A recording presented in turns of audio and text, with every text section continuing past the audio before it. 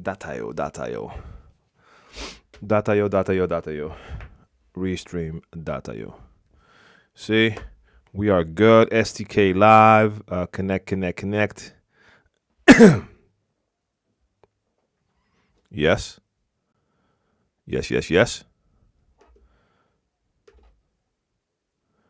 I'm forgetting one thing. Where is that? Where's that overlay?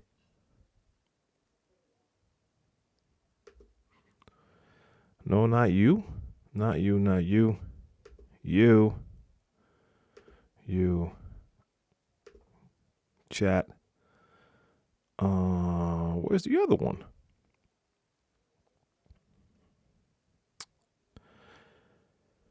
I'm missing one right now. Where is it? What's going on, y'all? Welcome. As y'all can see, I'm setting up right now. I mean, we have audio, so we're good, basically. I mean, we got audio and video, but I'm missing my little overlay. STK live, share the knowledge live. Ask me anything DJ related, that is. Let's take that out. So while y'all start to tune in, I'm just gonna activate a couple of things that are not on screen yet. So I'm pretty sure I just activated the restream chat, but I don't see it on screen yet. I don't see it appear yet. I'm trying to understand why. Okay, audio is good. Poll, why is poll active? Take that out.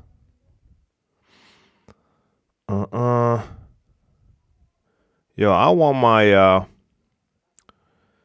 restream chat on the screen. Why is that not appearing right now? Chat local. That's pretty weird. Let me turn it off and on. No, I clearly don't see it. Or am I doing something crazy? Is my video feed over it? Just for a sec. I'm disappearing for a sec. Yep. No, I should be seeing that. That is pretty weird. Okay, you know what I'm going to do? I'm just going to go in here and open my my chat app. Because I want to see my chat. I want to see what's going on with the people on Twitch, on Periscope, on Facebook, on YouTube. We can't do a Q&A if I'm not seeing the questions, right? That would be pretty weird. All right, so let me see. And then I'm just going to make a new overlay if I have to. All right, so the restream chat is up on my computer, so I should be receiving messages anytime now. The stream is active. Key in a row. Okay, that's okay as well. And yes, I am early. That's a bit of a different type of approach for me. Normally, I'm late. I'm early, and that's because from next week on, I'm gonna change the time for STK Live. So normally I come on at 7 p.m. CET, Central European Time, right here in Amsterdam. I'm going to turn that into 6 p.m. because there's a couple of things I want to be able to do. So, for instance, last week I started at 7 or a bit past 7, and I had to stop at 8 because I had to take my kid to bed, and I just want to be there for that since I'm streaming from home anyway. So I'm going to start the stream earlier so we still have a little bit of time while we do this. I'm going to get this stream starting thing out of here. I don't care. Let's get that out of here. Bang. So I'm still wondering why this has never failed me, the restream chat on screen. And I'm also not seeing the image that you normally see with the, what's it called? With the followers and that. I'm just going to go to Stream Elements and see if I can get that URL, make a new one. So for my overlays, for a lot of the overlays I use in my stream, I use Stream Elements. I mean, there's a bunch of services you can use. I just happen to use Stream Elements. and they allow you to make like overlays, and then you just get a URL, and you copy that URL, and then you add that URL to OBS as a browser source. So I'm just going to go into my overlays and see where that is. Maybe I haven't used that overlay from the laptop yet, because I'm not in the studio, as you can see. So I'm not on the studio computer. So maybe that's why I'm not seeing it. Okay, those are the energy alerts. That's the social media rotation. No, that's not it. Clear view widgets, is that it? Let me see. HM7, what's going on? Salute. Mario, what up, what up, what up? That's always dope to hear. Appreciate that. And we got Pablo Mania in the building. Mania? Why did I say that? Pablo Mia.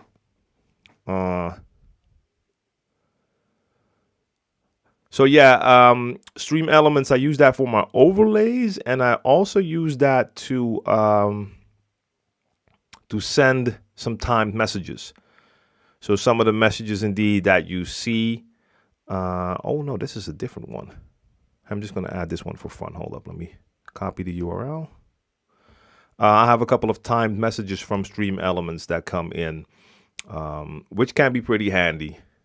Like if you want to convey certain information from time to time in the chat, then you can use that that timed bot to do that. And same thing with Restream. Like normally you see that Restream chat on screen. I stream through Restream. Restream sends it to the different platforms, but it also takes the messages from all of the chats and sends it to all the other platforms. So if you're watching on YouTube, in the chat, you also see the messages that come in on Twitch and on Facebook and on Periscope, and vice versa. So that way, basically, you can have that cross-platform interaction instead of having like a Twitch crowd and a YouTube crowd and everyone's having their own conversations. So I like that, even though I don't like the way it looks on YouTube, for instance. Like with every message that's not from YouTube, you see Restream bot and then the message. So I don't like the way that looks. I haven't seen if there's a way that I can change that. But yeah, I prefer to do that instead of just not having it. So in the meantime, I just want to test something real quick, because this was another overlay that I actually haven't used yet. And I haven't tried the settings of that yet. So just want to see what that does if I activate it, if that shows anything on screen. Okay. Oh, there it is. Okay, so what is that showing now? Okay, no, this overlay is going out now. I think you have to first do a couple of settings before that becomes interesting. Whatever. Hey, Sven, what up, man? Salute, salute, salute. One time while a gig... Oh, whoa. Just jumped out of the screen. DJ Waves, what up? Geo, what up? DJ Dancy on the beat. Salute, salute, salute. Let me get back to Sven's question for a minute. Restream chat just woke up, so now it's giving me all the messages. Ryan Mellis, I'll get to you as well. Let me get to, because I just read that first, the Sven question. Okay, one time while at a gig, my laptop crashed. All right. I think it was a traumatic experience. Now also, when I'm playing on a gig, in my head, I hope that there comes no crash again and I can't concentrate. Do you have a similar experience or an idea what I can do for this? Yeah, you got to move past that. I mean, that sounds really simple to say, but yes, I've been in that. I've been there. So, okay, let's take it back. When I started to play digitally, using DVS, a digital vinyl system, I started with a system called Final Scratch, made by Stanton in collaboration with Native Instruments before they made Tractor. I was using that, and during a certain gig, the laptop that I've been using for a while, it just got so hot because it was very hot in that club, and I actually just had it laying flat on the table. Very bad for the circulation of air, of course. So the laptop just overheated and shut down, off. Now, luckily for me, I used to play with another DJ and we played using two sets. So his set was right next to mine. His set was still working. So I was like, bang, lost the music. And I just got to him straight away like, yo, I have no audio. Play something. He started to play. And my laptop actually recovered after a couple of minutes. Now, I think for quite some time, I used to bring like a small set of vinyl. And that was like just a collection of compilation albums. And those were like really club hits. So I had only maybe such a stack of vinyl on me. But if I needed to, I could play like a 2-hour set from that with basically strictly bangers. That was my backup. So I think for quite some time, I brought like that little bit of vinyl just as a reassurance, like a just in case. And I actually only needed to use it once. That was already in the Serato days. I ran into a situation that I didn't understand at the time, that one of my decks would just only play backwards. Now, found out later that that was a very simple issue. And the issue was that if the RCA, I was using the SL1 box, if the RCA from the turntable is plugged into your SL1 the wrong way, it will play in reverse.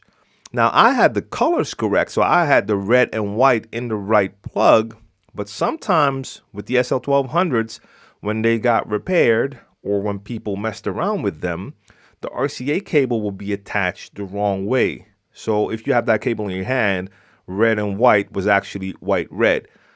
I didn't know at the time, so I couldn't DJ, and that gig, I actually played like a 2-hour set from that vinyl.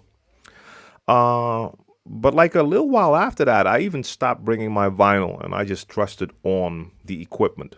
Now, if you have an older laptop, so the laptop I'm using right now, that's a laptop that I'm borrowing from someone, and I've had this here for close to, I don't know, like 6 or 9 months. I don't know. I've had it for quite a long time now. This is an oldie, and it's having a hard time. Like, it can handle Serato. That works just fine. But like when I was using the beta with wireless phase and stuff, it crashed. When I tried to use the CDJ 3000s with Rekordbox DJ in HID mode, it doesn't work on this one. Sometimes I think that is having a hard time handling certain software. So with this computer, I wouldn't feel 100% secure if I would have to go to like some major venue right now and do an important gig. I would be hesitant to bring this laptop. But if I'm working with a computer and I know the computer is in just a good shape, just normal condition, nothing crazy going on, I'm willing to trust the computer. Now, if you're someone who has a hard time doing that, but you still want to play digitally, either you have to start bringing 2 laptops. And I know DJs who've done that, who used to bring like a backup laptop to their gigs.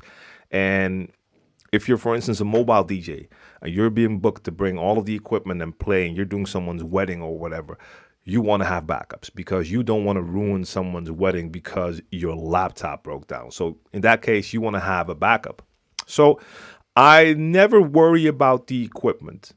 I mean, I make sure I have backups of certain stuff, but like I don't bring 2 laptops, and I've never felt really insecure after I got adjusted to using the laptop. So it's a mental block if that stays on your mind too much. I mean, things can happen. You could play on CDJs, and if you're playing in a club and that CDJ happens to be one that someone spilled a drink on the day before, it might not work properly or even break down. Are you going to now forever not trust CDJs? I mean, I hope not, because that will be have a bad influence on your performance level. All right. Let me see. Which way is up? Which way is down?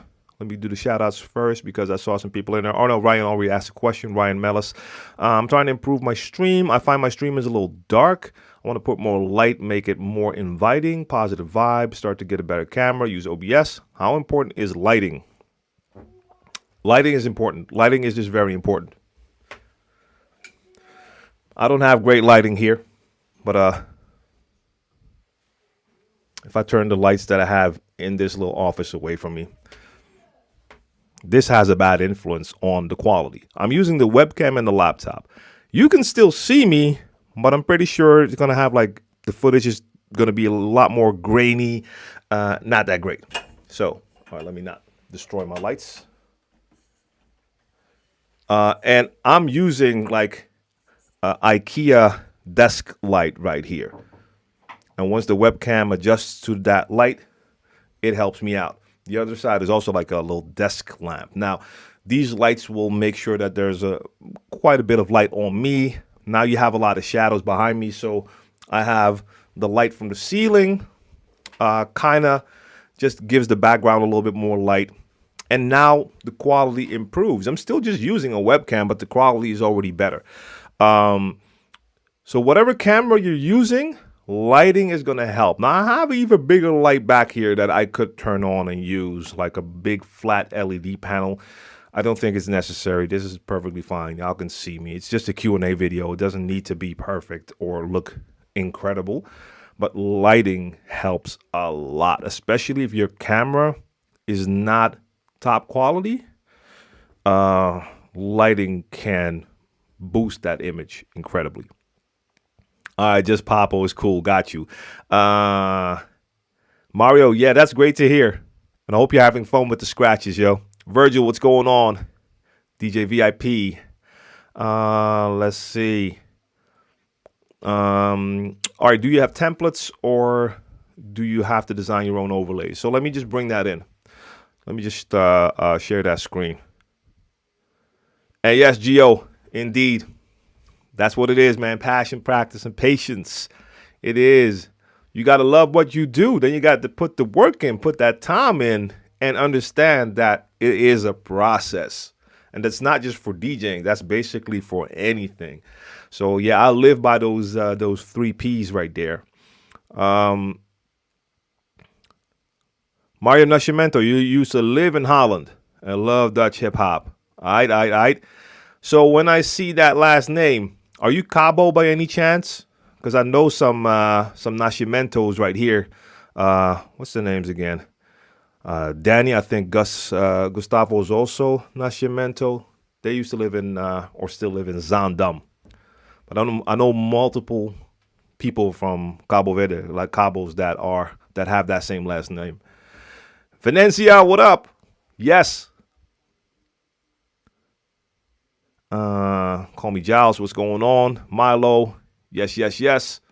Thank you. House of Twigger. What's going on? All right. DJ Waves wants to know, and I'm going to get to stream elements. Don't worry. Does the sound of your scratch depend on how much weight you put on the platter? Yes. Everything has an influence. It's not so much the weight though. It's more the amount of force you use. So you have to imagine it's all about frequency. Now, if you take a look at frequencies basically stands for the amount of times. No, let's not make it too technical. Higher frequencies means faster movements, and that means a higher sound. Lower frequencies, slower movements, lower sound. Let's just break it down like that. I know that's not the correct technical terms, but if you do scratching, you get that same thing. If you scratch faster, the frequency becomes higher. The sound gets a higher pitch. If you do it slower, it's a lower frequency of movement, so you get a lower pitch in your scratch. That has an influence.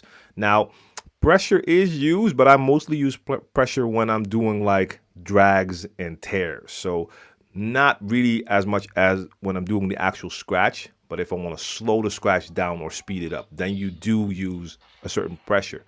But there's multiple scratches where you definitely within the movement apply more and less pressure because you want to move it forward faster or slower within the movement. I would have to actually show that, which I can't really do now. But yes, it all has an influence. Audie, what up? Do you have tips how to overcome nervous before performing a DJ gig, especially when it's Saturday night and the venue's packed for real? So first off, for most people who are nervous before performing, that will happen more in the beginning phase. And I think the chance is less likely in your beginning phase that you're rocking prime time on a Saturday night, but maybe you are in a situation where you can actually do that. Yes, it's all about preparation. You have to make sure that you know that you are prepared. So you know exactly what type of equipment is there. You know where to find all of the things on that equipment. So you know how to work that equipment. You don't have to prepare a set, but you want to make sure you know that you have the right music with you because you did research and you know what they're expecting at that party, what type of people are attending, so there's no surprises. And now in the digital era, it's a lot easier to bring more music. In the vinyl days, if I went to a booking and I came with my crates of vinyl, it happened sometimes on the spot that there was like a totally different crowd at the venue than I was expecting. And then you don't have all of the other genres of music there because I'm not bringing like 8 or 9 crates to a gig. I came with 3 or 4, and that's already a lot of vinyl. Now with digital, it's a lot easier to have multiple genres on your laptop or on your flash drive. So, but communicating in advance, knowing, okay, this is the party. This is what the promoter's expecting. Like normally, this is the crowd that's there. This is the type of music they like. So you're prepared for that. You know what type of equipment is there. You know how to use that equipment, so you're prepared for that. If you eliminate those things, then you don't have to worry about that. So you're already prepared. That can put you at ease mentally. One more important thing, and I talk about this more often, so if you've heard this before, I'll keep repeating it because it's important. Know in advance that you're going to make mistakes. Don't think about delivering a perfect set because there's basically no such thing. You're going to make mistakes. That's perfectly fine. It happens. As long as when you make a mistake, you just continue to play. If you stop and let it shock you and show it, that's when most people will notice. Like a lot of people won't even notice most mistakes unless it's a total train wreck. So be prepared, be prepared. Know that you're going to make a mistake or multiple mistakes and that's perfectly fine. And just try to enjoy it. If everything's okay, you're going to be playing music you like as well. So enjoy playing that music through those loudspeakers and getting that feedback from the crowd. But then again, like nervousness before a gig is actually not the worst thing as long as it goes away once you start to play. Because I've been kind of nervous before gigs. That would happen mostly if I had to wait too long. Not that much with like normal club gigs. But I remember when I had to do my first DJ routine. I was DJing for a rap group, The Proof, salute to The Proof. And in the middle of that show, I needed to do a DJ routine. And I'd never done a DJ routine in public before. So the show starts. First, you're doing a couple of songs. Like I was like halfway up the playlist. So from that first track that you're playing in the back of your head, you're already thinking about your moment in that show. And that can make you nervous because it will take like 20 minutes or 25 minutes before you get to that point. So then the nerves do start to build, even though you're focused on the show, you're playing the tracks, you're doing some scratches. It still adds nervousness. And then when the time came there and they announced me, that announcement was maybe like 10 seconds, but that felt like 10 hours. Like every word, you're like, okay, waiting. But once I started, and it was a routine that I practiced like plenty of times, once I started, my focus just switched from being nervous to just doing the thing. And I never thought back about anything else than just rocking that routine. And it actually went pretty well. Like I made a couple like little mistakes, little fumble, little needle skip here and there. It was like a vinyl routine on vinyl.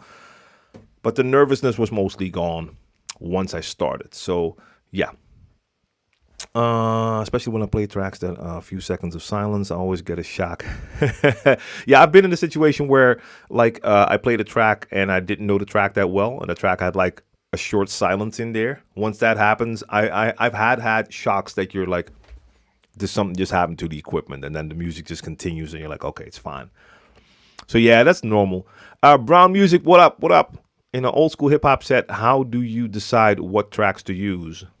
All right, so this should be different for each and every DJ. Of course, you will have sure shots, like tracks that are just known hits for like a throwback hip hop set. Certain tracks are like fan favorites and tracks that should normally work. You can always have those in your crates. But beyond that, this is where your personality is also supposed to come in. And like for DJs, this is our track selection showcases who we are. So, and I'm not saying you're asking me for it, but I've had DJs ask me for like lists like, hey, what should I play when I do this or that? Well, that is where you come in. That's the DJ's choice. We're there to rock the crowd. We're there to make sure they're having a good time. And we do that through our track selection. That is the most important thing. You're not rocking the crowd because of your great techniques. That's all extra. At the end of the day, and even though I really feel that the craft is important, I'm just also fully aware of the fact that at the end of the day, people in the club just care about the music they hear. And 90% of them are not even noticing what you do technically. But I've played at plenty of parties where I was playing with like 6 other DJs and everyone had like an hour to play. And 4 out of the 6 DJs are basically playing the same tracks. It becomes really corny. And with some crowds, they don't really mind. With a lot of crowds, you can tell like the second time they hear that track, their reaction is not going to be as hype as the first time. And I never understood that. Like, why are DJs bringing that same little list of hits instead of like throwing in some of their own personality? So for me, if I'm playing a throwback hip hop set, of course, I grew up in that era, like not the beginning of hip hop, but I was there during the golden era, like starting in that mid 80s era up until now. So for me, I used to listen to that music then. So I know a lot of hip hop from that time, and I have my own favorites, but also I know what I like. And if you're playing for a crowd, reading the crowd, part of reading the crowd is trying to understand what they would like as well. And then coming up with the combo where you're giving them your flavor, but you're making sure that that is still something that can rock them. So for me, it's the same thing when I'm live streaming. Like, I don't have sets prepared. I just have music in there and I go off my vibe. And of course, with the live streams, I have more freedom, but I'm also going off the reaction. I can tell, like in the chat, like, okay, they're with me on this one. So I know where I'm going to go next. And that's not having something prepared in advance. That's just knowing my music. And if I play this type of track and it works, I know 20, 30, 40, 200 other tracks that will also work in that same setting. So to answer your question shortly, in a short fashion, after my entire long rant, how I decide what tracks I use, I do that on the spot while I'm playing, going off their reaction and my vibe.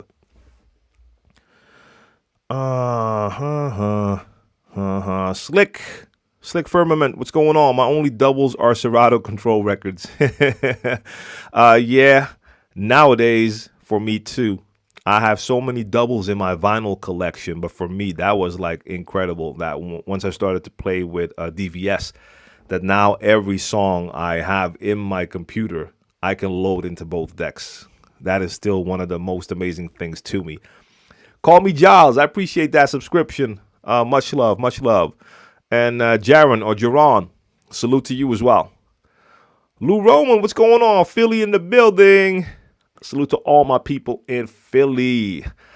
Special shout out Rich Medina and all the other people over there. I haven't been there in a mad long time. I think my first time in Philly was back in '98.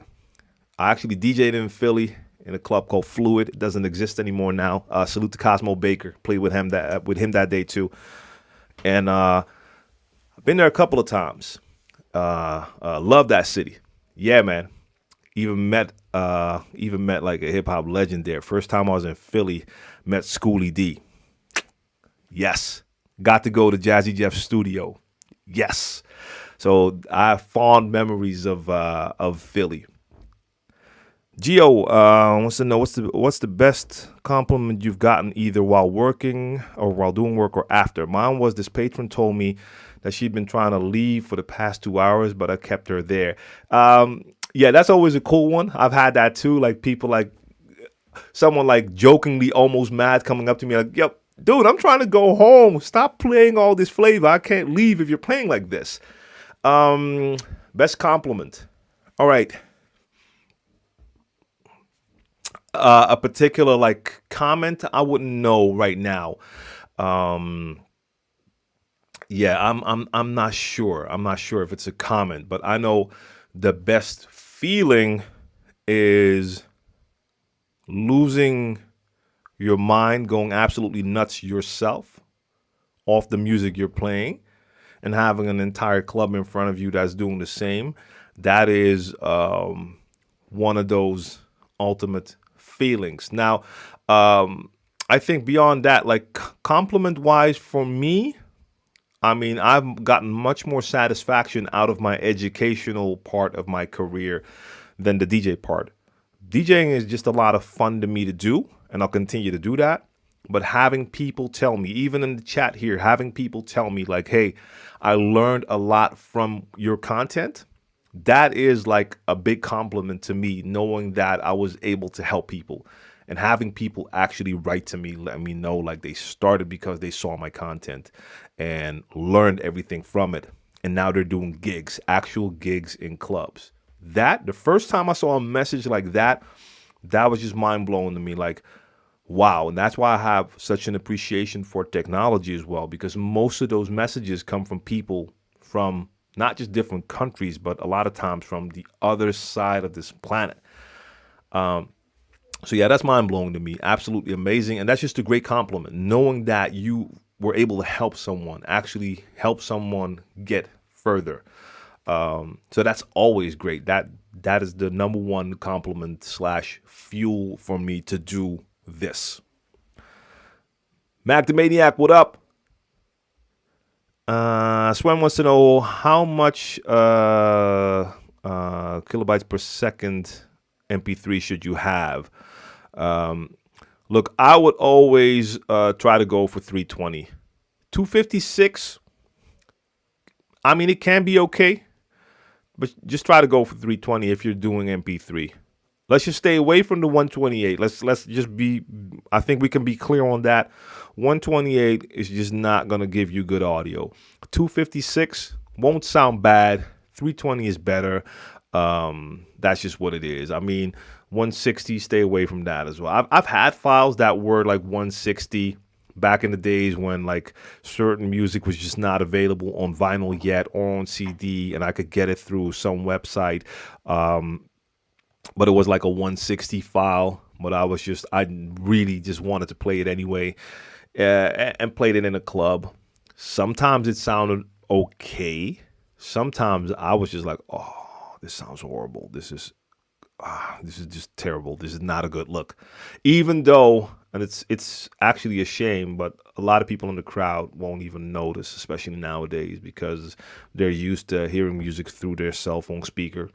But still, you want to be pro in every single way. So you want your audio to sound as good as it can. Now, yes, of course, if we get into like using WAV files, quality can go up. But then you need a ton of storage to make that work. Yo, we got Original Fresh Prince in the building, live from the UK. What's going on? Salute to you. Yeah, Monday was fun, yo. Monday was fun, a lot of fun. I really enjoy using those CDJ 3000s. They go back next week. So I don't know. I'm thinking about maybe even planning an extra set just on those because, yeah, I really like those players. I mean, it's not turntables with DVS. That's my favorite still, but man, they feel good. And to be fair, I'm gonna do a set on my SE5000s one of these days as well, just because I haven't used them in a while. And I want to be able to have a proper comparison. Like, okay, so how did this feel again? Because I really like the features on that SE5000. It feels more like a controller than a media player. But especially like what's important for me, the jog wheel. Yo, man. I mean, yeah. I was having my way with that CDJ. Yeah. I had mad fun with that. It's just going to be a little bit like the discussion went on in the chat actually while I was playing. Like some people were like, yeah, he probably has to return that. And some people didn't understand. Were like, wait, why does that have to go back? I mean, I have this set for review. In the past, there have been products that I got to keep after I did a review. With certain brands, I also made different type of deals that I actually just did something for the brand outside of the channel. And instead of getting paid for it, I asked to be paid in product because I needed a certain mixer, you name it. But with those CDJs, we're talking a hefty price tag right there. And especially for Pioneer here in the Netherlands, they can't just be giving away sets of that. Especially because here in the Netherlands, to be honest, they don't need to sponsor DJs to promote the CDJ. The CDJ is like this, the industry standard in every club here. So people already know about these things. I found out it's actually more people outside of the Netherlands that aren't as familiar with CDJs as we are here. Because of the questions that I see in the chat when I'm using them. Like I noticed that last time I used them that some US peeps weren't even familiar with the fact that you use them like normally CDJs, you use them with your flash drive or SD card with files that you prepared in Rekordbox. So people were asking me like, hey, how are you using them? How are you playing the music? So I was like, oh, okay. So there's still room to grow there. So maybe I need to have a talk with Pioneer US, but that's an issue sometimes because I live in the Netherlands. I've noticed that with multiple brands. Like sometimes when you reach out to brands, they're like, okay, you live in the Netherlands, so then you have to talk to our Dutch department or our department in the Netherlands. And that's not always the greatest thing because it is a small country. A lot of times the budgets here are quite small. And if you're dealing with brands that are not that familiar with the culture, they're just going to look at what's popular in the hit lists and you will not see me there. So sometimes with brands, it can be hard. Now, I'm not talking about Pioneer here. I have a great relationship with Pioneer. Have had that since 2001, I believe. That was the first time I think I actually started working with Pioneer. So I have a great relationship here. But I just know with a lot of brands, it's hard. And because I have a good relationship with Pioneer here, I already know like I don't even need to try to be like, hey, I can promote these CDJ 3000s. Maybe you can send me a pair. I just know that's not really an option here. But they are on my wish list, and who knows what may happen in the future because they are dope. Yes. 603 Rawcast. Salute, salute, salute. I'll fix the replays later this week for the podcast, the mix broadcasts, I mean. As you know, I'm running behind on Mixcloud. Mixcloud.com/DJ TLM. You can find the replays up to episode 13 of Crates, and I think I have 1 or 2 certified bangers on there. And of course, I have my old mixtapes on there as well. GD Drum in the building, salute. And we got Raji. Or Raji. When do I change the pace of the music when playing? Like when to go from fast sings to slow or medium speed songs? Again, those are things you don't tell people ahead of time. That's not how DJing works. So it's not like there's a blueprint. Like, okay, from 10 to 11, you play around this BPM. And then from 11 to 1, it's this BPM.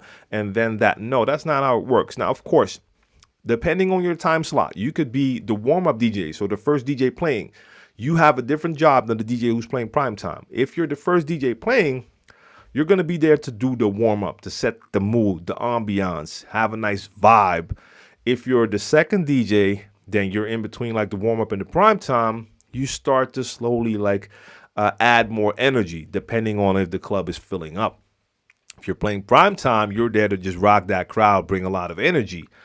But when you're playing, you're supposed to read your crowd, and that should dictate what you do. So if you've been hitting, let's say you play a 6-hour set, you're doing a solo set, whatever.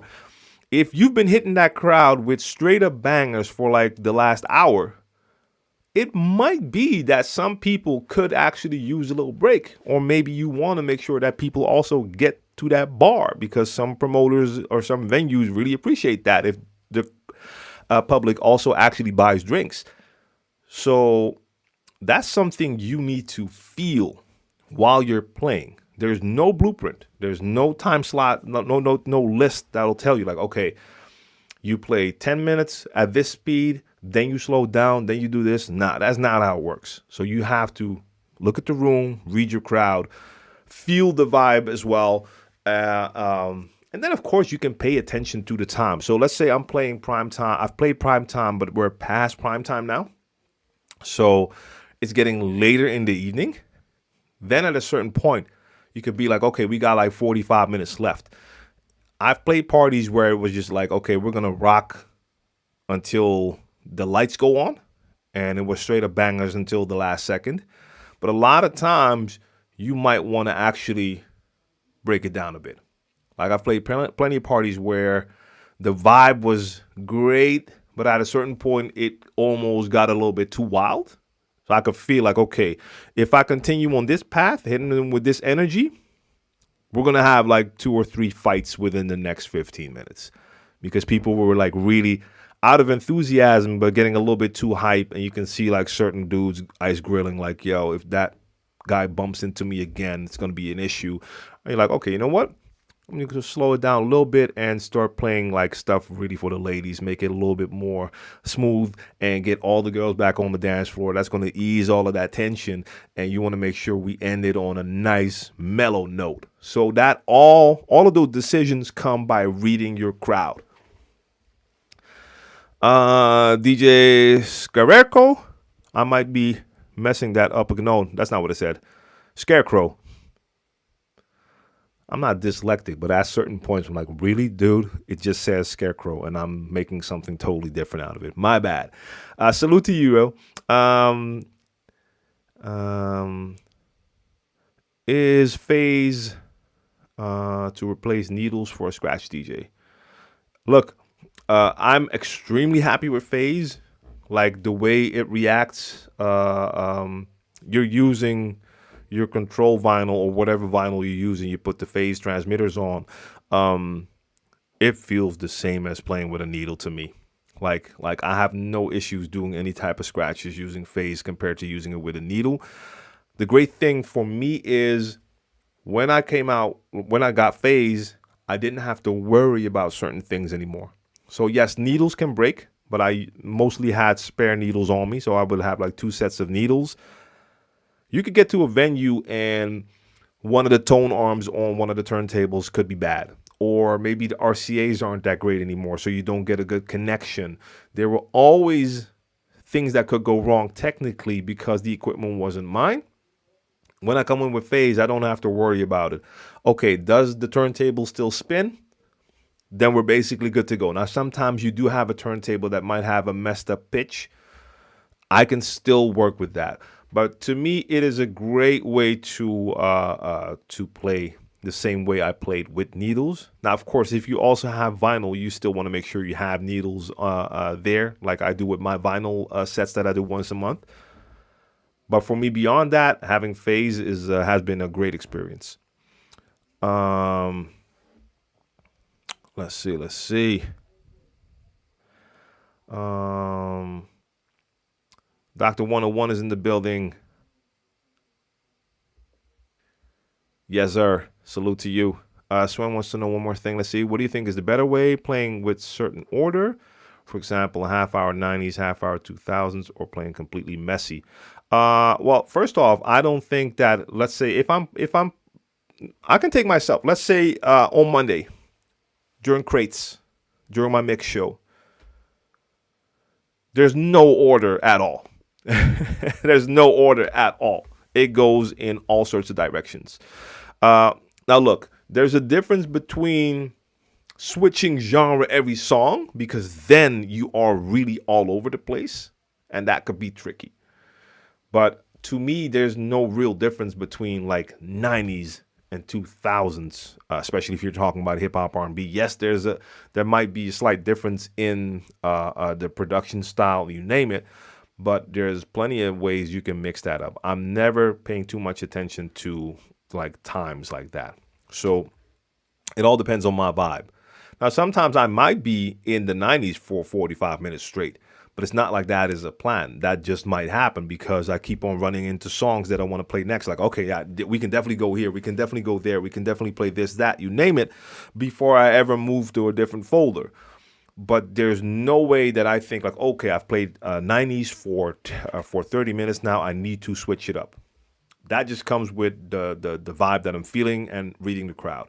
Now, I do that with genres that are not the main genre. So if I'm playing a hip hop R&B party, I add some dancehall, but that's going to be just like short portions.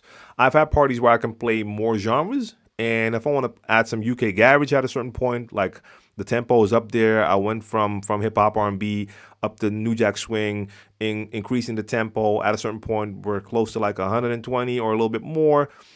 I can go to UK garage, get that in there, and I'll play that, but I'll rock that for like whatever, 15 minutes maybe. And then I go back just because I know in most cases the majority of the crowd might like that a bit, but they came for hip hop and R&B, so I won't get away from the main genres too long. But again, still not with like a stopwatch or a list. Oh, let's see. Not gonna lie, sometimes when I play usual songs for the crowd, I feel kind of bored, but I can't because that's what the crowd wants. Well, that's where you need to, I understand completely what you're saying. Like, the crowd has been dumbed down, and that's also the DJ's fault, because a lot of DJs went into, okay, I'm not going to do anything to rock the boat. I'm going to play it as safe as I can play it, and I'm only going to play the main hits, the tracks that I know are going to get that right reaction. If too many DJs do that, then crowds get used to hearing that instead of hearing anything else. And for me personally, yes, it will get very boring if I would have to go to clubs and play the exact same songs every time. Now,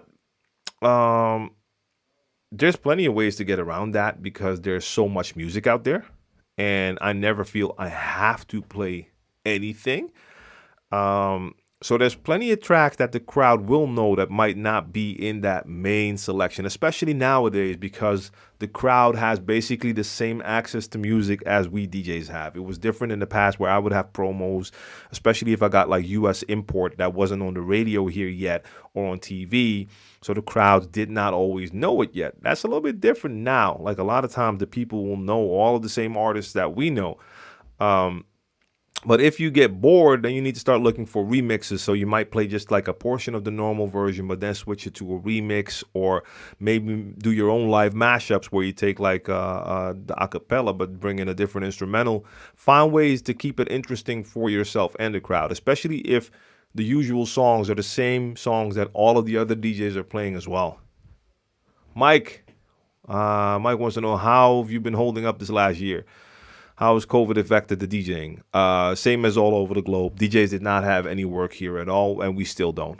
It's, that's just not the case yet. That might happen sometime during the summer, and I know some DJs have been able to do some work by being booked by, for instance, a company or maybe a restaurant or a bar to do a stream on that company's Facebook page or something like that, even though those streams might be taken down. But I have seen that happen. But beyond that, it's really not a lot of work for DJs. So most of us will resort to doing live streams to at least be able to DJ and maybe even build a new fan base. Beyond that, I've just been blessed that I'm doing more than just DJing, and have been doing more than just DJing for quite a long time. all because of DJing. Everything I do now, even this live stream, it is because of DJing. I'm just sharing my DJ experience, and that is now content. I can actually just stream to the world and talk about my experience as a DJ. So everything I do now, all the content I create, it all stems from DJing. And that has definitely saved me in the last year because I was still able to do that type of work. On top of that, I have to say we live in a great country here in the Netherlands where, for the most part, things are handled well. So for a lot of people, we have had the option to actually also receive some support from the government. Now, it's different for each and every type of company. I'm a one-man company, of course, but there's ways you can get at least a little bit of assistance there as well. So, yeah, for us, it's been, speaking for me and my family, we've been able to get through this okay, for sure. And I'm having a ton of fun with the live streams. Now, when the clubs open back up, we'll see what type of bookings come in. I just know for a fact that I'm going to remain picky. Same thing I was for the last couple of years. Only accept things that really just spark my enthusiasm. And I know you can make more money if you just take everything, but I'm way beyond that point. And I really want to make sure I take gigs that I enjoy. But for the rest of the time, I'll be sticking to the live streams because that is just so much fun. DJ 101 wants to know, what's your suggestion for a record pool that covers R&B, hip hop, Caribbean vibes, and that goes all into throwbacks? None of them really, I think. And no, let me not say that because I just don't have a proper knowledge of all record pools out there. But I know a lot of record pools just do not have a big throwback selection. Sometimes I hear some names go around, but I also hear that sometimes that their archives are shrinking. And I think that is because most DJ pools aren't totally legit, so they don't have the licenses to do that all.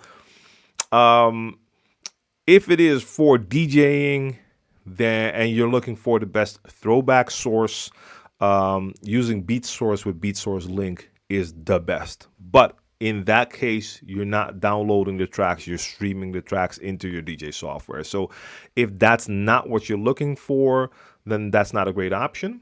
But if that is what you're looking for DJing, nothing can compare to what BeatSource can offer. But it's not a DJ pool. It's an online music store, but their BeatSource Link subscription allows you to use all of their music in your DJ software. And the amount of different type of old school throwback music I've seen there, I don't think it can be beaten by anyone.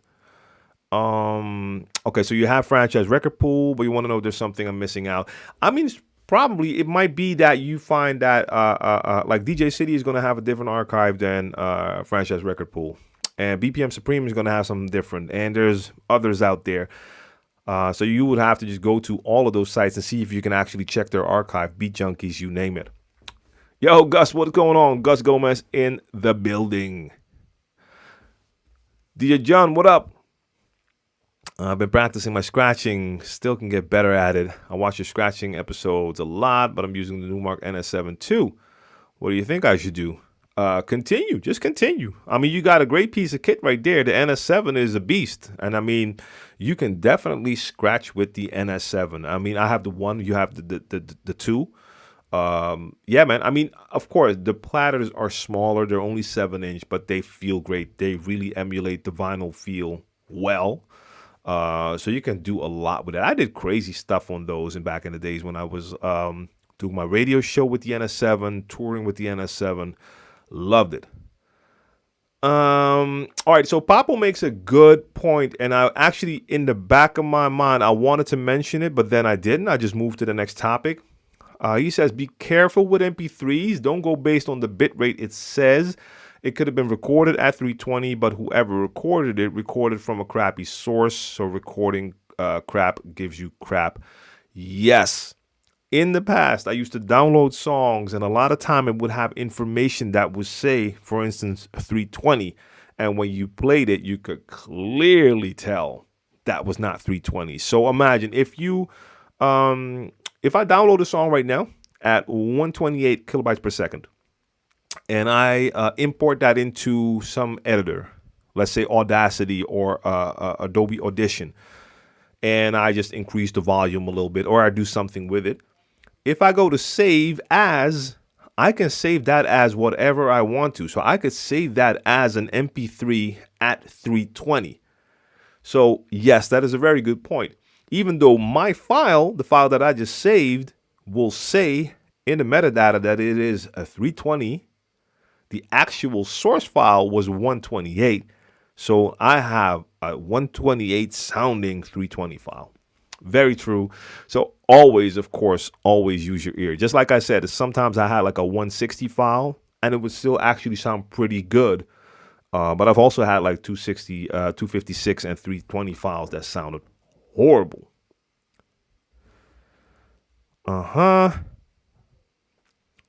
So Giles says, been using the SC5000 for about a year and a half. Love them.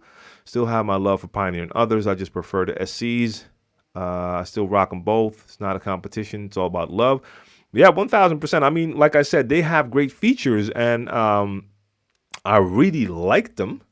But the one thing that just was a slight issue for me is the way the jog wheels feel is okay until I played with a CDJ 2000. And then I was, okay, yeah, this feels better.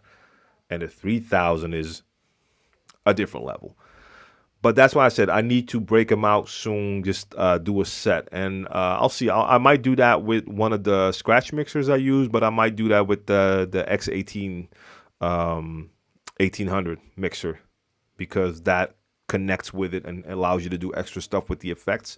I have to actually do a bit of research again before I use them. Let's see. Steve, what up, man? What up, Steve? Currently haven't been using my Nexus 2 and just got my PLX 1000s. Any pointers on how to get started? And would like to keep using both the CDJs and now DVS. Any pointers how to get started?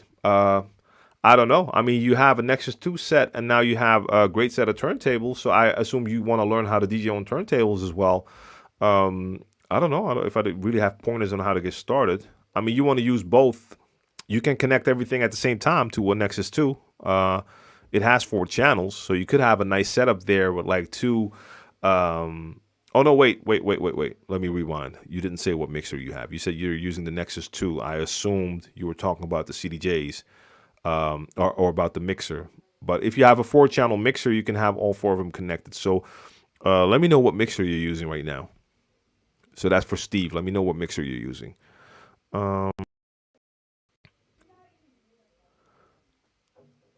Okay, John, you have the NS7 II and the Denon Prime 4. Yeah, I mean, the NS7 II is just going to be great for scratching. I mean, you can also practice on the Prime 4 just to get the feeling of using like a normal jog wheel. But yeah, the NS7 is a beast for scratching.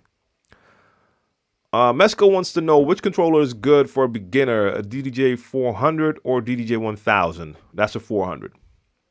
Simple as that. Like the 1000 is an incredible controller. I absolutely love the DDJ 1000, but that's not a beginner controller. Now, if you're a beginner, can you get a 1000? Of course you can. Of course you can.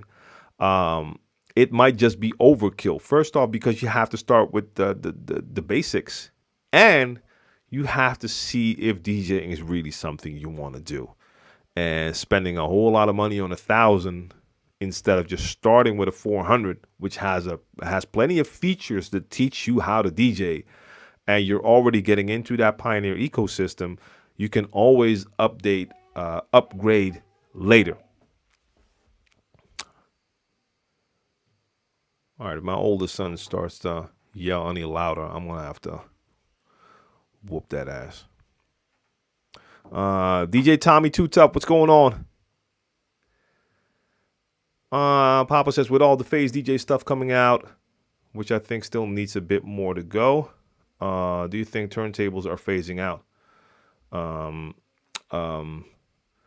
don't quite understand that, because you need turntables to use phase. So just for that, they wouldn't be dying out.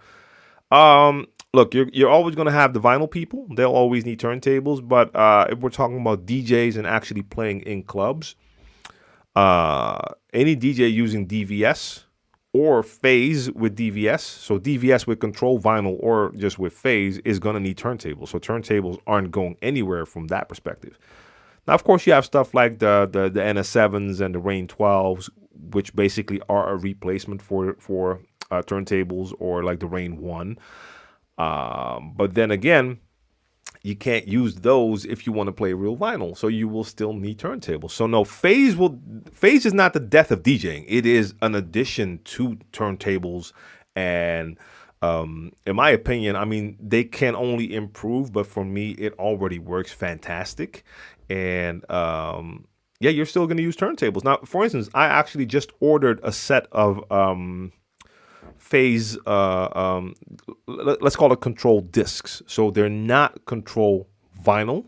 They're actually just a disc, and they're going to have like a nice grip to them because of the material they used, with like a custom print. Those are coming now. So they don't have a control tone on them, but they're just there. I can put my phase transmitter on it, but I'm going to use that with turntables. So I will always need turntables to use that. Hey, Mo Berry in the building as well. Good day to you. Lepora is here. And yes, I know you came in a long time ago, but I'm just following the questions. John said, then I feel bad. I do the same stuff. Okay. All right, let's continue. Let's see. Abel Gomez, what's going on? Just wanted to stop saying you've added a lot of value in my life. Yo, not music, success. Well, yo, appreciate that. And that is exactly what I'm talking about. To me, any comment like that is a compliment. And I get much more satisfaction out of this type of interaction compared to rocking a crowd. And rocking a crowd as a DJ has always been a great feeling. It is an incredible feeling. Don't get me wrong. Like playing a track and seeing an entire crowd go crazy because you play that track. It's a lovely feeling, but it's a different type of impact you have on people compared to sharing the knowledge and actually helping people out. So, yeah, man, I appreciate any type of comment like that. And then we got Riyadh. What's going on, Riyadh? DJ Rizzo, what's up? I'm trying to echo out transition. I noticed when watching others, they lower the volume and you can still hear the echo fading. How do they do that? That all depends on what equipment you're using. So for those DJs, and I do the same thing, we're using post fader effects, meaning that you're using equipment that will allow you to activate, for instance, an echo. And when you take your fader down, you will still hear the echo. Now, there's also plenty of equipment out there that does not have post fader effects. And when you use that and you activate the echo and you take down the fader, you don't hear the sound anymore, but you also don't hear the effect anymore. That's why I always try to use post fader effects. So not all equipment can do that. So I don't know what you're using, but some equipment does, some equipment doesn't. And the first time after I got used to having the post fader effects, I was on a mixer and I activated the echo, and then I took my fader down and it became silent. I was like, wait, what just happened? Where did my echo go? So figured out that one did not have the post fader effects.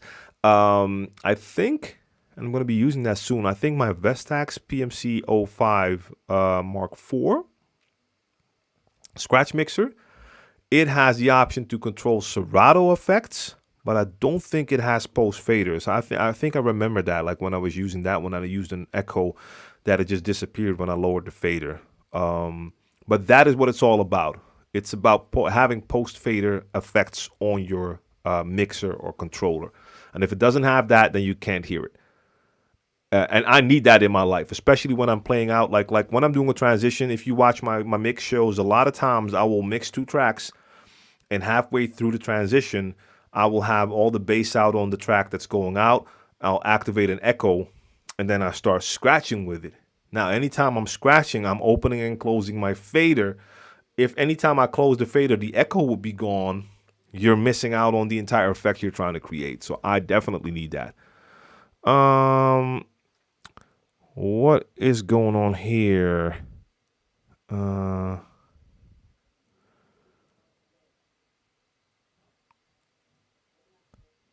What? Yo, Lewis, what are you posting? That is on Facebook. Well, I don't know what you're doing here, bro. Like, this is a ridiculously long post with a lot of links in there. That's not what we're doing in this chat, bro. So, and I will not have the time to read this now. I think there's something in here about support and for people and DJs. I don't know, but that's not what the chat is for. That is a lot of info right there. Raji wants to know, suppose I'm opening DJ for 3 hours. Which BPM and energy would you choose, or which type of songs would you play in that time? No. Guys, you really need to get out of this. This is not something that other DJs are supposed to tell you. You have your music, you know your music, and you should be able to understand the vibe and energy of songs. So that is not something that people should be telling you. Like, hey, you should start by playing this and playing that. That is something you need to figure out and understand. Like, first off, I do not look at BPM. BPM is not in the equation for me if I'm doing like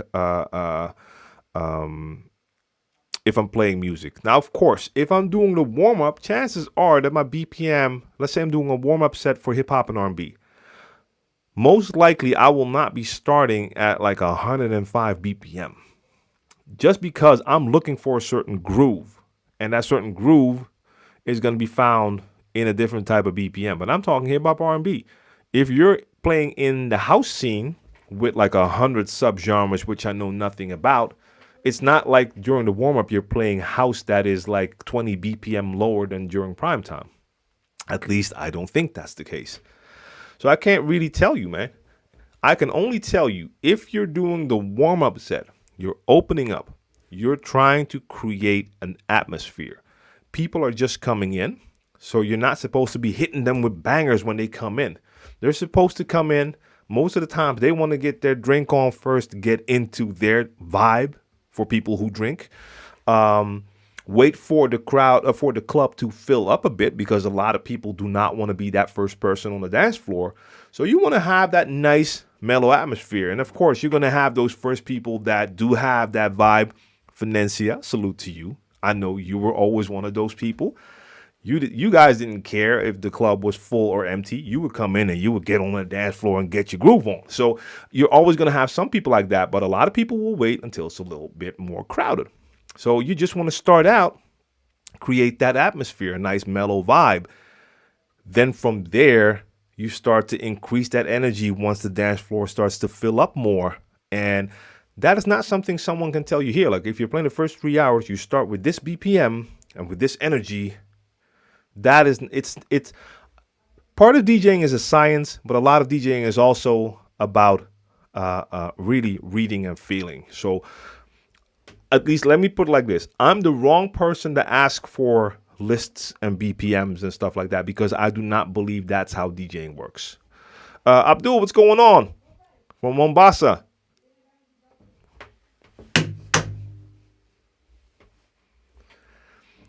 That's like a sign that says, okay, dad just told me I'm making too much noise. Playing 2K in the next room. And yeah, he can get hyped during gaming. Or he's playing Fortnite. DJ Drifter, what's going on? Rico Steez, what up? What up? I had a question about your stream. How do you put your follower and sub goal on your stream? It's all about overlays. So I'm actually missing that overlay. That's what I was doing as well. And I was going to show, I've been talking too much. I was going to show you guys two different things. I think I was going to show you something about stream elements and something else. Oh, see, that happens when I'm getting into the questions. Oh, by the way, for the people that were here early, I'm starting my streams, my STK streams earlier. And I'm also going to end earlier because I just want to be there for my youngest when it's his bedtime. So, I got like 20 more minutes. So I'm just going to add a screen. Yeah, I already have stream elements open. Okay, got you. So Chrome.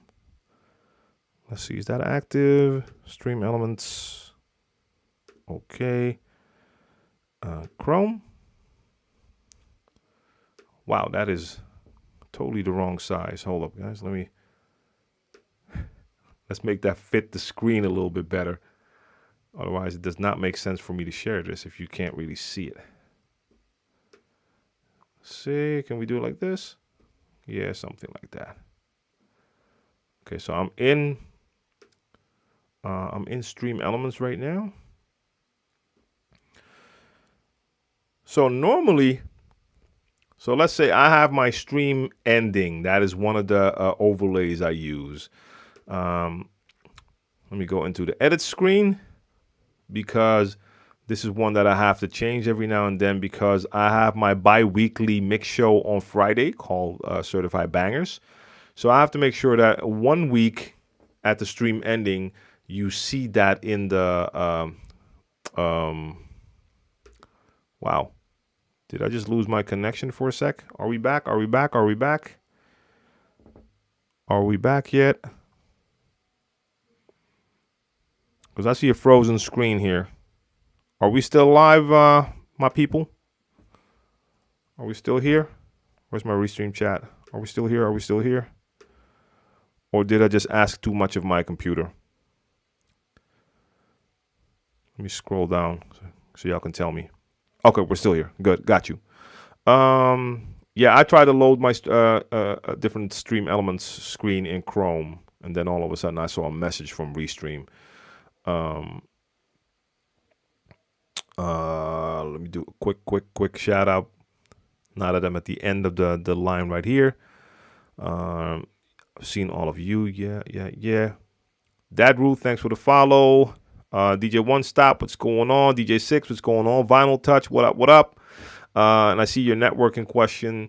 Martin Green, what's going on? What do you prefer, left or right-handed? I do a bit of both. I can do different scratches with different hands, so it all depends on what scratch I want to do. Styles Johnson in here. What are the pros of DJing in key? Your personal opinion? I actually don't do it enough. You can create really nice blends if you mix in key, but I definitely do not do it enough. I might get into that a little bit more.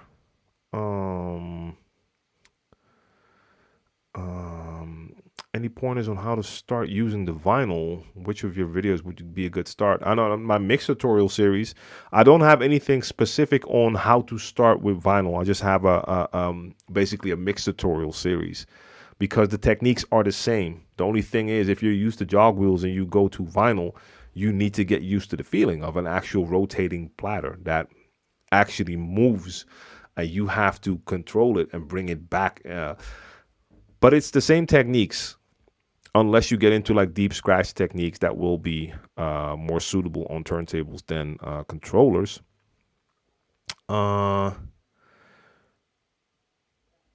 So what did I miss? I think I missed a bunch of things.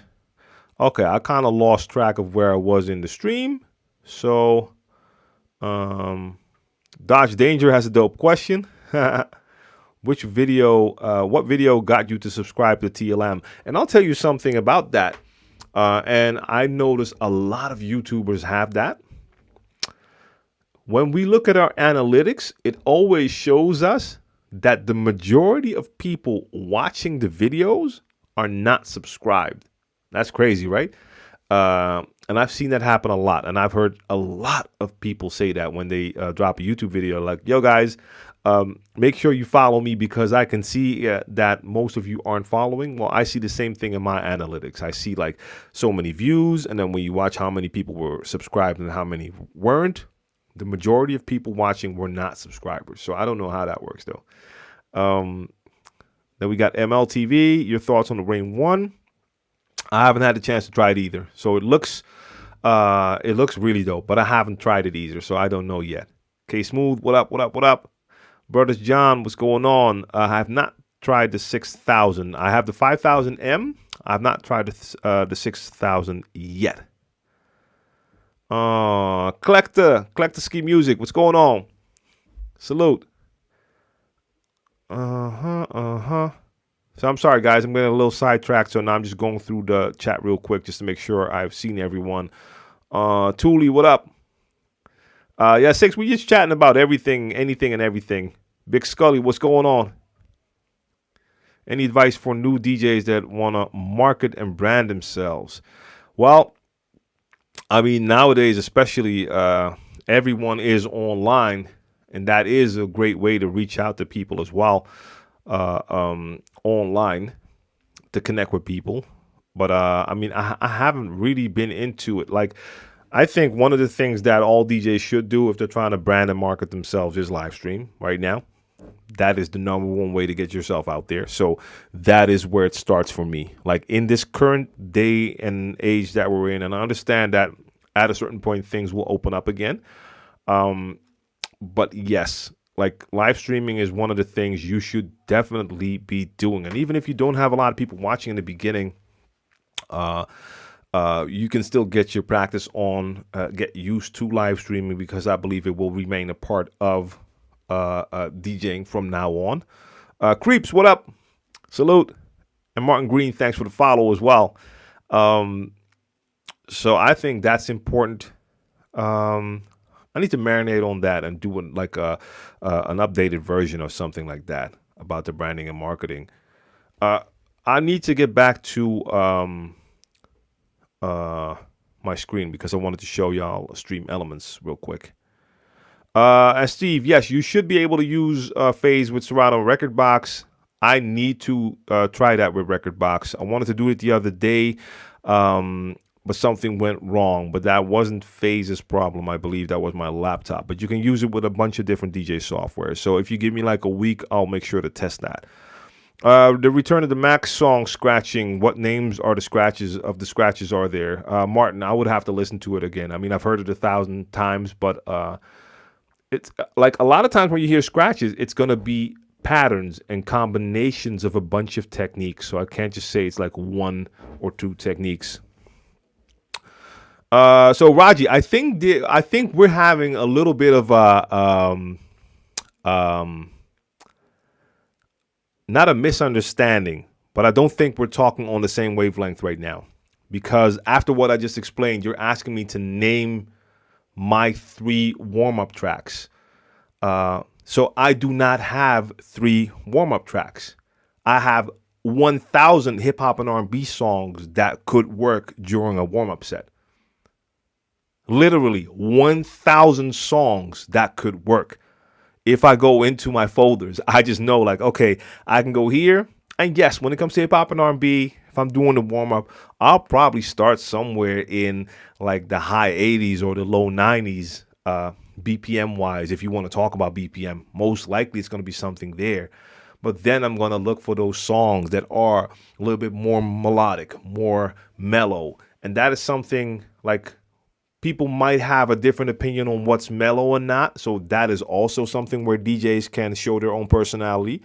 Because I've played with plenty of DJs that we would play together during a warm-up set, and they would play tracks that I did not think were suitable for the warm-up for me. But that's the great thing. That makes every DJ an individual, because the other DJ felt that that track was perfect for the warm-up, and I would have probably played that track later. So, no, I do not get into that. I'm not going to name like tracks like these are the warm-up tracks. Now, if you do want to have that sort of assistance, I suggest you take a look at BeatSource. BeatSource offers like playlists where you can see suggestions for tracks for certain genres, for warm-up and hype, and you name it. Vinyl Touch, what scratches do you find most practical for clubs and mixtapes? Now, look, the basics.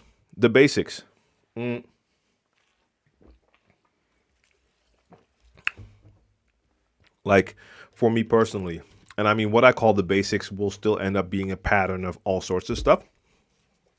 But anything between just babies and chirps and scribbles and transforms. But to me, it's more important to be, again, it's a feeling thing for me. For me, being funky is more important than being technical when it comes to scratches as well. And when I'm in my zone, I'll go with the beat. So if it's like an up-tempo beat that has a certain type of energy, I might just be doing cuts with the channel fader going up, and then it's gonna be basically stabs, and then I'm gonna be like bah, bah, bah, bah, bah, bah, bah, bah, because I'm going with the energy of what the track is giving me.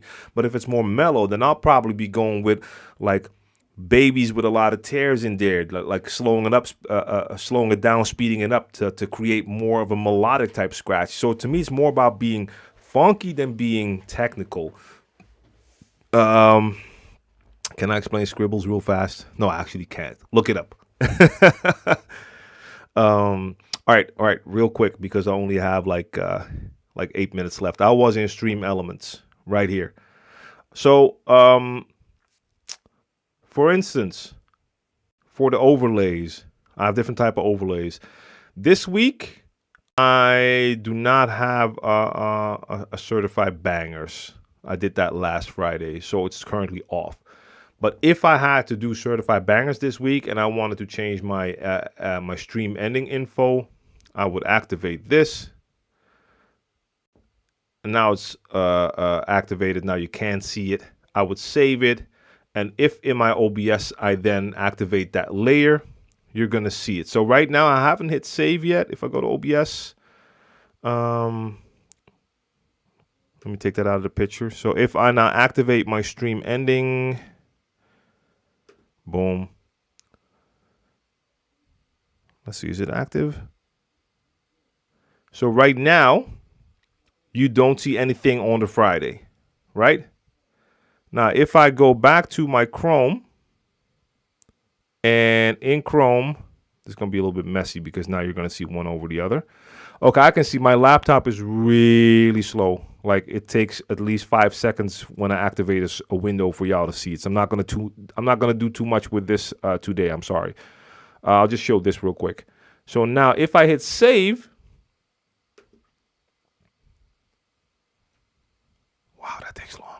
Saving, that takes really long. Bang! Now you see it here, certified bangers. So in Stream Elements, you do all that sort of stuff with your overlays. And the question was, do I use templates or do I make it myself? This is a template. This is like one of the templates I found. So you have multiple sites where you can buy like packages with all sorts of overlays. So you have a website like Nerd or Die. I think you can buy stuff on Stream Elements as well, but they have a bunch of free ones in there. And you can just buy templates in that case and adjust things. So I can go to this themes gallery right here, and that will show me themes. When you buy a theme, you buy all sorts of templates for pages, for a stream starting, stream ending, be right back, you name it. So they could be all sorts of gaming themes most of the time. So I'm not really interested in that. But they also offer you just alerts. And then you can see all sorts of alerts. That's also what I do with my, when you see my follower on the screen or new subscriber on the screen, that's also one of these alert packages. And I'm using this one actually, Energy Flow. And then you can change some parameters. And they also have the widgets. And I think with that follower count and stuff like that, I actually got that from here as well. Just don't understand why it's not currently working. I think that was, let me see. I know I'm using this one, the social media rotator. That's the one that you see basically a little bit on the right end of the screen. You see that continuous rotation where you see DJ TLM with the Instagram logo, then with the Twitch logo. That's that overlay. But I'm pretty sure I also got that other one from here, the one with the latest raid and everything, all of that info and the follower count. I don't see it right now. So yes, but just to keep it short, it's not like I have to design those things. You have plenty of websites that will offer you all sorts of basically templates. A lot of times you can still like change colors and do stuff like that. And yeah, it looks cool on the stream. It looks cool to see stuff like that instead of just seeing me. So I'm missing one, and I don't know why I'm missing it. I know it's on the studio computer. I'm not going to worry about that now. But normally you also see one that shows you my last raid and my last this and that. And somehow I don't have that one here. So yeah, that's that webcam. Let me just make this bigger again.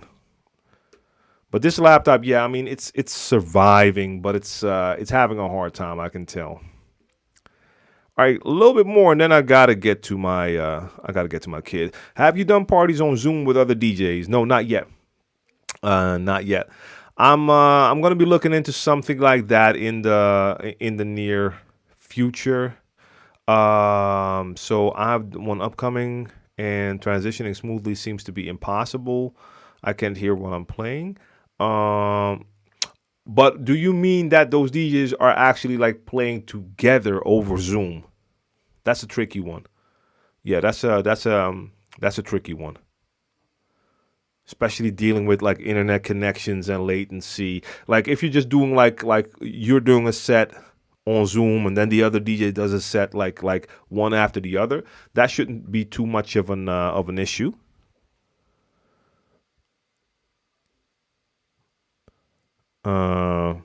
Wisniak, what's going on, man? No, I'm not gonna attempt to say that right now. 101, yeah, you got to get the kids to bed. Yes, same here. Same here. It's 8 o'clock, so I gotta head over to that youngest one. Raji, see you again next time. I'll be here on Sunday sharing my screen, and I'll be back with a new episode of Crates on Monday, doing some more mixing. So this question and answer session is here every Wednesday.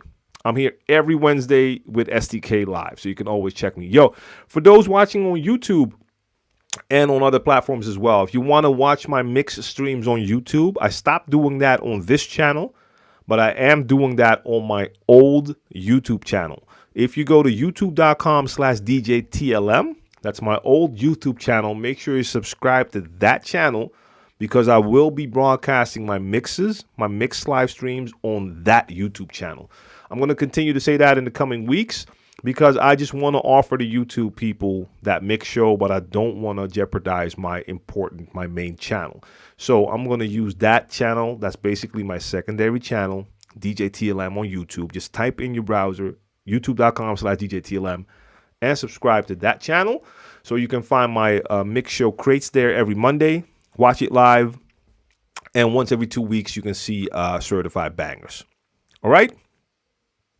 So if you have more questions, I'm here every week. DJ Herman came in right at the end. Salute. It's good to see you always. Now, of course, you can watch the replay. It's not the same thing as being there live. I totally understand. Maybe next time, 100%. But it's I'm glad you dropped in anyway. Sven, see you next time as well. Danke. Danke für deine Antworten. Hat mich gefreut. Ja, genau.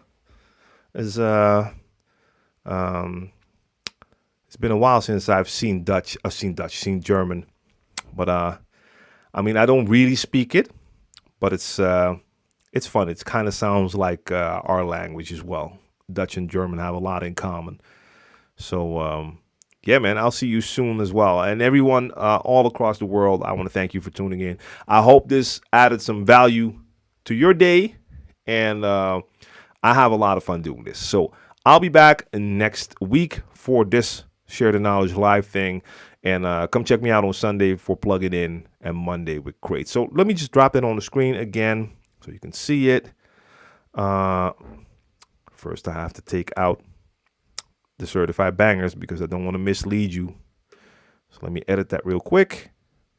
Internet connection seems to be a little bit faster now. A little bit. And then I can activate my stream ending. Let me just activate it so you can see my schedule. Let me just quickly remove that certified bangers because that's not there this week. Boom, save. Is it gone? 3, 2, 1.